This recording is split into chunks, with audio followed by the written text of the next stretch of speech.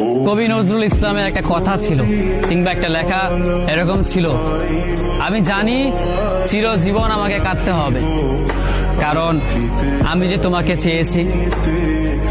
আসলেই আমি যে তাকে চেয়েছি এই জন্য আমাকে সারা জীবন কাঁদতে হবে, কারণ আমি তাকে কোনোদিন পাবো না, আর পাইনি বলেই আমার কান্না করতে হয়। তাকে আমি প্রচন্ড ভালোবাসি বলেই আমার কান্নাটা আসে, তাকে আমি আমার করে পাইনি বলেই আমার কষ্টটা হয়। কবি নজরুল ইসলামের লেখাটা খুব দারুণ ছিল। আসলেই তাকে পাইনি বলে আমাকে সারা জীবন কান্না করতে হবে। যদি সে আমার এই ভালোবাসাটা বুঝতো, আমার এই অসীম ভালোবাসাটা বুঝে আমাকে একটু বলতো যে আমি অন্যদের মতো কখনোই তোমাকে ছেড়ে যাব না, তাহলে বিশ্বাস করুন পৃথিবীতে হয়তো আমার চাইতে সুখী মানুষ আর কেউ হতে পারতো না।